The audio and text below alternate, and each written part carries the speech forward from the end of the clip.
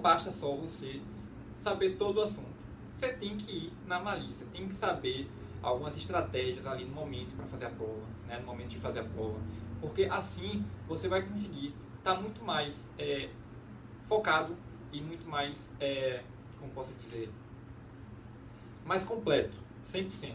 Tanto com conhecimento, com a bagagem, né, com o que você estudou, dos assuntos que vão cair na prova, mas também estando ali focado, sendo estratégico para resolver as questões e, querendo ou não também, questões que por mais que você saiba o assunto, às vezes o nervosismo, a tensão, faz com que você se atrapalhe, ou então esqueça aquilo que você estudou, ou então tenha dificuldade em alguma questão, e é super normal, acontece com todo mundo, né?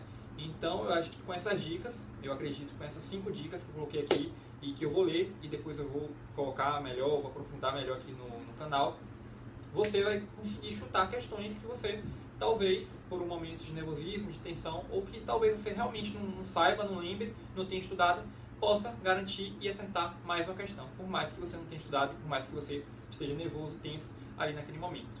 Então, é isso. São dicas para você aplicar enquanto estiver resolvendo determinada prova ou, em específico aqui, né, em particular, no Enem.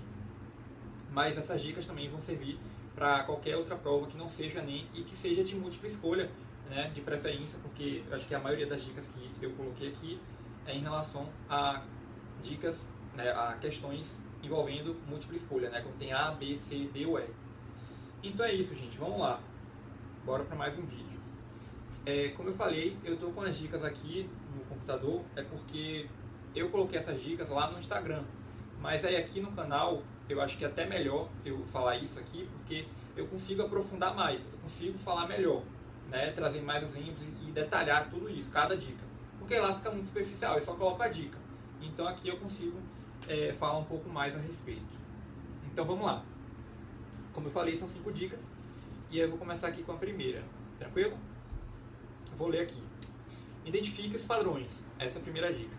A prova é feita por especialistas, então dificilmente você vai encontrar respostas que sejam contra os direitos humanos, por exemplo. Então fique atento às respostas que têm maior aceitação por parte da sociedade, principalmente nas questões de humanas. Ou seja, vai pelo senso comum. E se tratando aqui em específico da parte de humanas, quando você está em dúvida de alguma alternativa, vai naquela alternativa que você olha assim e assim, pô, é essa aqui, não tem erro. Então é isso, às vezes a gente fica achando que aquela alternativa que é tão óbvia que não é, que sempre tem alguma pegadinha. E no final das contas, nunca é aquela. Então a gente fica se lamentando depois, falando, meu Deus, por que eu não marquei aquela alternativa? Eu ia marcar, eu até botei um ponto aqui na alternativa, mas não coloquei, porque para mim estava muito óbvia, eu achei que tinha alguma pegadinha, tinha alguma coisa querendo me atrapalhar, e eu fui por outro caminho. Então, quando você vai no senso comum ali também, eu acho que dependendo da alternativa, também não vou generalizar, mas dependendo da alternativa e da questão, do formato da questão, é bem possível que você acerte seguindo a sua intuição, aquilo que você acredita. E identificar os padrões está muito ligado a isso também. Então, por exemplo, você estuda sempre, por isso que é tão importante você estudar antes. Porque, por exemplo, você estuda escala. Então você já sabe como escala é cobrado no Enem. Tem um padrão, tem um modelo único, próprio, que todo ano vai cair daquele jeito. Então quando você bate aquela questão ali, tá, não vou dar exemplo em escala, errei aqui agora. Porque normalmente matemática é mais difícil, né? Você tem que fazer o cálculo, ou você sabe ou você não sabe. Mas, por exemplo, natureza, na parte de biologia, ou então em humanas, né, com história geral, história do Brasil, geografia, ou em linguagens também, segue esse padrão, a forma como é cobrado. Então, por exemplo, Era Vargas, é o exemplo que eu sempre dou aqui no canal, ou então, sei lá, ditadura militar, sempre é cobrado de maneira muito específica no Enem. Então, quando você identifica o padrão, quando você já treina antes, quando você faz simulados, fica muito mais fácil de você identificar o padrão. E às vezes, não, por mais que você esteja com dificuldade de encontrar a alternativa correta, você lembra daquelas outras questões que você já respondeu, das edições anteriores, e qual era a alternativa, né? E qual era a alternativa. E a partir disso, você busca e tenta encontrar aquela alternativa para marcar e a que mais se assemelha para você, né, com a resposta correta. E é isso. Essa seria a primeira dica, né? Vamos lá. Segunda dica agora. Elimine as respostas absurdas. Existem questões que só de olhar as respostas já dá para eliminar algumas. Já na parte de exatas, use a lógica em alguns casos. E certamente você também vai identificar respostas que estão bem distantes do que a pergunta se propõe. Foi como eu falei na primeira dica. Tipo assim, matemática é um pouco difícil porque você tem que fazer o cálculo, né? Então, querendo ou não, não tem muito isso de você identificar o padrão, entre aspas. Mas, quando a gente fala disso de usar lógica, por exemplo assim, quando você tem uma questão que, quando você vai fazer o cálculo, você sabe que determinada questão, determinada alternativa, no caso, né, na verdade, não vai ser. Então, por exemplo, mais da metade de tanto, e aí você tem um valor lá. Então você sabe que dessa alternativa para trás, o número é abaixo da média, abaixo da metade. Então não vai ser. Teve até uma questão aqui no canal que eu fiz de matemática que eu usei isso, essa lógica. Então é muito bom quando você faz isso, porque isso faz com que você otimize tempo na prova e com que você acerte a questão. Você já vai eliminar algumas alternativas e a probabilidade, a chance de você acertar vai ser muito maior. Então essa seria uma outra dica também legal. E quando eu digo eliminar respostas absurdas, são questões alternativas que você olha, bate o olho naquela alternativa ali, gente, e você sabe, gente, definitivamente não é essa aqui. Né? Você olha assim, meu Deus, essa daqui eu tenho certeza que não é. Então você já corta, você já elimina, porque aí a chance e a probabilidade de você acertar e você encontrar a alternativa correta aumenta, é cada vez maior. Então essa seria a segunda dica. A terceira, generalização. Fique atento às questões que trazem generalizações, pois frequentemente estão incorretas. Exemplo, jamais, sempre, nunca e ninguém.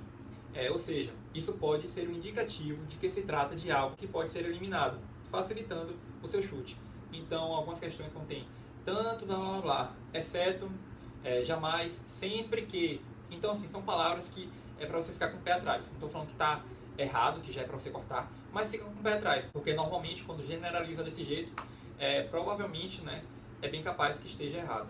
Então, seria a terceira dica. A quarta, eu acho que eu já até comentei aqui na segunda, que eu falo aqui, né, não procure a alternativa correta. O certo é você eliminar as alternativas que estão erradas e descobrir o motivo de estarem erradas. Assim, suas chances de acertar aumentam muito mais. É exatamente isso. Não é para você ir como a massa, como todo mundo faz, de que é para procurar a alternativa correta. Não faz isso, porque normalmente a gente tem A, B, C, D e E no Enem. Ao invés de você procurar a alternativa correta, vai eliminando aquelas que você tem certeza que não é a alternativa correta, porque aí a chance de você encontrar ou até de você chutar é muito maior. Então você tem que ser inteligente também nesse sentido. E não é para você fazer isso só nas questões que você tem dificuldade, ou que tem um nível de dificuldade maior. Não é para você fazer isso só nessas questões. Faça em toda a prova, até nas questões que você sabe.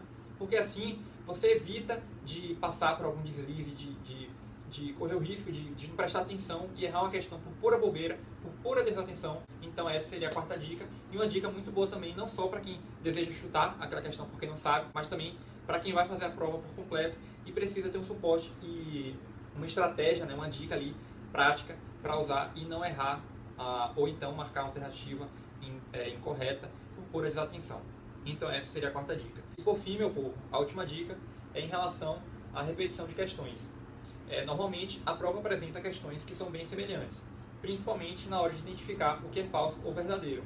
Por conta disso, uma dica para você encontrar a alternativa correta ou chutar de forma mais certeira é buscar outras questões alternativas na prova que trazem a mesma ideia, que podem ser usadas como pesca, né, entre aspas, para encontrar a resposta. Ou seja, está em dúvida de alguma questão?